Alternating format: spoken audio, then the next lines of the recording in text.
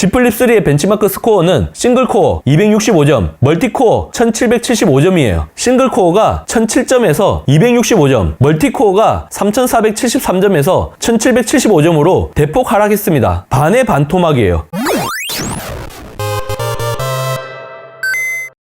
드디어 삼성전자에서 공지를 내놓았습니다. 갤럭시 S22 시리즈의 게임 옵티마이징 서비스, 즉 GOS 기능과 관련하여 사용자들이 적용 여부를 선택할 수 있도록 소프트웨어를 업데이트하기로 결정했다고 합니다. 현재는 사용자의 의사와 무관하게 게임 앱을 구동하면 GOS 기능이 저절로 작동하게 되어 있습니다. 추후 업데이트가 적용될 경우 별도의 성능 모드를 추가해 이용자가 이를 선택할 수 있게 되는 겁니다. 대신 가열에 따른 기능 차단, 속도 저하와 같은 안전장치가 작동한다고 합니다. 하지만 공지 내용을 보면 논란의 본질을 흐린다는 느낌을 받을 수밖에 없습니다. 첫 번째, 갤럭시 S22만의 문제가 아닙니다. 원 UI 4.0 업데이트가 가능한 최신 갤럭시 스마트폰은 GOS 탑재가 의무화되고 유앱과 같은 우회 방법을 통해 GOS를 비활성화할 수 없습니다. 신제품인 갤럭시 S22 시리즈가 가장 이슈화가 되고 있는 것은 맞지만 적용 대상 기종은 훨씬 더 많다는 얘기입니다. 그렇기 때문에 원 UI 4.0과 관련된 내용을 뺐다는 건 도무지 이해가 잘 되지 않는 부분이라고 할 수 있죠. 이 부분에 대해서는 조금 이따가 최신 갤럭시 벤치마크 테스트를 통해 보여드리도록 하겠습니다.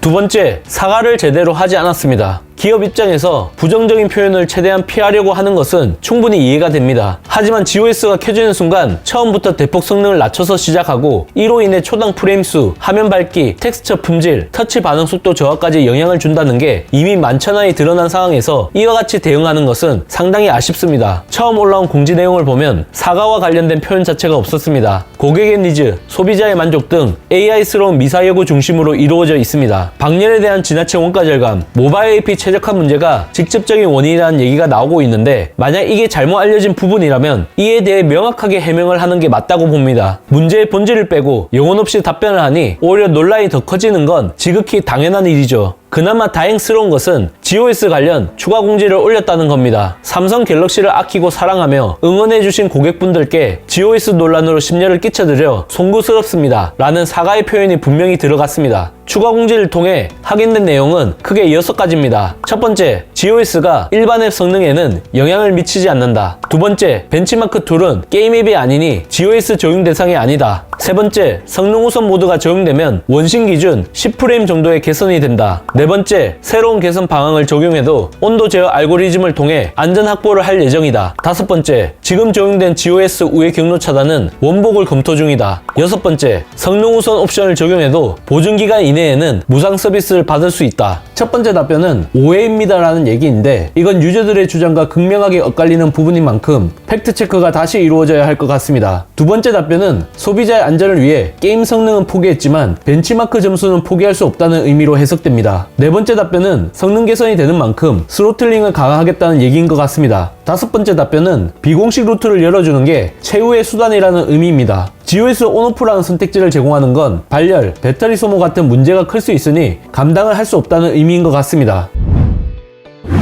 GOS가 갤럭시 S22만의 문제가 아니라는 것을 확인해보는 시간을 가져볼까 합니다. 테스트를 위해 원 UI 4.0 업데이트가 가능한 플래그십 갤럭시 7종을 준비해왔습니다. 안드로이드 12 운영체제에 원 UI 4.0 이상 버전의 최신 펌웨어 업데이트를 모두 적용했고 순정 상태로 테스트를 했다는 점 참고 부탁드립니다. 앞서 삼성의 공지에서 확인할 수 있듯이 원 UI 4.0 이상에서도 벤치마크 앱에서는 GOS가 작동하지 않기 때문에 최대 성능을 확인할 수 있습니다. 하지만 원신 같은 게임이 실행되면 발열, 배터리 문제 때문에 성능 제한이 걸려져 있는 상태입니다. 얼마나 GOS가 개입되는지 수치적으로 확인하기 위해 패키지명이 원신으로 수정된 긱 벤치마크 앱을 돌려보도록 하겠습니다. 갤럭시 S10 5G에는 엑시노스 9820 8GB 램이 탑재되어 있습니다. 갤럭시 S20 플러스에는 스냅드래곤 865 12GB 램이 탑재되어 있습니다. 갤럭시 노트 20 울트라에는 스냅드래곤 865 플러스 12GB 램이 탑재되어 있습니다. 갤럭시 S21 울트라에는 엑시노스 2100 16GB 램이 탑재되어 있습니다. 갤럭시 Z 폴드 2에는 스냅드래곤 865 플러스 12GB 램이 탑재되어 있습니다. 갤럭시 Z 폴드 3에는 스냅드래곤 888 12GB 램이 탑재되어 있습니다. 갤럭시 Z 플립 3에는 시리즈에는 스냅드래곤 888 8기가 램이 탑재되어 있습니다. 왼쪽부터 S10 5G, S20 플러스, 노트 20 울트라, S21 울트라 순입니다. 한번 동시에 벤치마크를 돌려보겠습니다. 최대 성능을 지금 확인을 할 수가 있는 겁니다. 최신 폰이 좀 더 진행 속도가 빠르긴 하지만 그 차이가 그렇게 크진 않습니다. 우측에 있는 S21 울트라, 노트 20 울트라 이게 먼저 끝날 것 같아요. 결과가 다 나왔습니다. S10 5G는 싱글코어 805점, 멀티코어 2295점,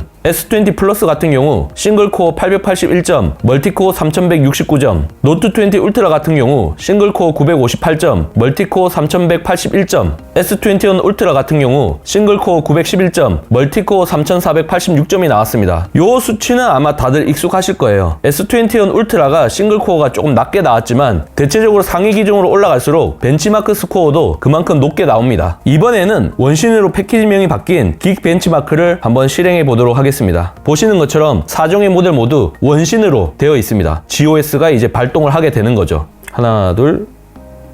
지금 속도가 가장 빠른 게 갤럭시 노트 20 울트라입니다. GOS가 활성화된 상태에서는 벤치마크 속도가 전혀 달라집니다. 갤럭시 노트 20 울트라가 가장 빨라요. GOS가 S22 시리즈만의 문제가 아니다. 그 결과가 좀 있으면 이제 나오겠네요. S10 5G 싱글코어 513점, 멀티코어 1751점, S20 플러스 싱글코어 578점, 멀티코어 2630점, 노트 20 울트라 싱글코어 954점, 멀티코어 3209점, S21 울트라 싱글코어 678점, 멀티코어 2762점. 이게 진짜 우리가 게임을 했을 때 나오는 성능인 겁니다. 다음으로 폴더블 폰 3종에 대해서 벤치마크를 돌려보겠습니다. Z 폴드 2, Z 폴드 3, Z 플립 3 순입니다. 하나, 둘, 셋.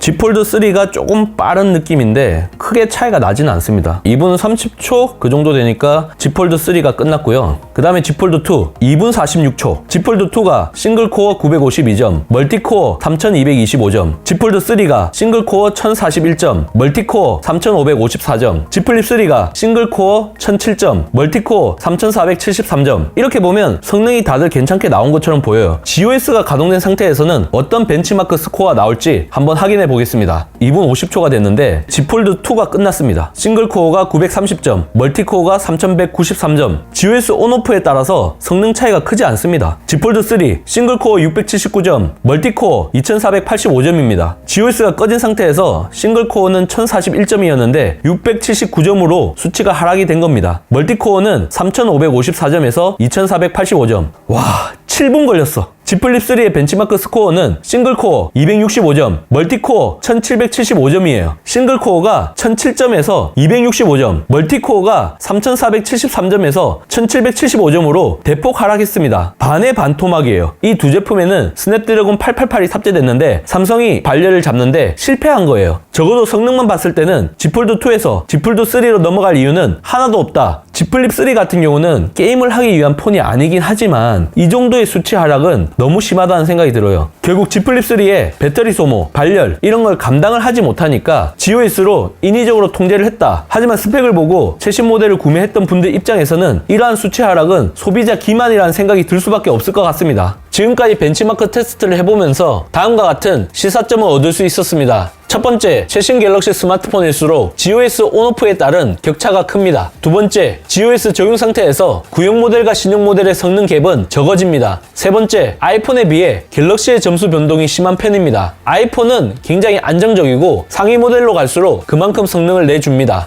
네 번째, GOS로 가장 큰 피해를 입은 기기는 Z 플립 3입니다. 벤치마크 점수가 4분의 1까지 떨어집니다. 다섯 번째, LG, 샤오미 이와 같은 타사 제품은 GOS와 같은 제약이 없습니다. 샤오미 같은 경우는 긱벤치를 아예 게임처럼 인식을 합니다. 여섯 번째, 엑시노스보다 스냅드래곤이 더 안정적입니다. 특히 스냅드래곤 865 플러스가 탑재된 노트 20 울트라, Z 폴드 2 같은 경우 GOS 적용 전후의 벤치마크 점수가 차이가 거의 없습니다. 확실히 최적화가 잘 된 모델이 존재합니다. 결론은 삼성이 GOS를 통해 너무 과하게 성능 개입을 했다. 과연 성능 우선 모드가 갤럭시 S22뿐만 아니라 다른 제품에도 똑같이 적용될 수 있을지, 그리고 얼마만큼 효과를 볼 수 있을지 이게 관건이라고 생각을 합니다. 나중에 업데이트가 이루어지고 다시 한 번 더 벤치마크 테스트를 해보도록 하겠습니다. 여러분들의 생각은 어떠신가요? 이번 영상 잘 보셨다면 좋아요, 구독, 알림 설정까지 모두 눌러주세요. 영상 제작에 큰 도움이 되니 잊지 말고 눌러주시는 센스. 지금까지 테크요정 비티크였습니다. 고맙습니다.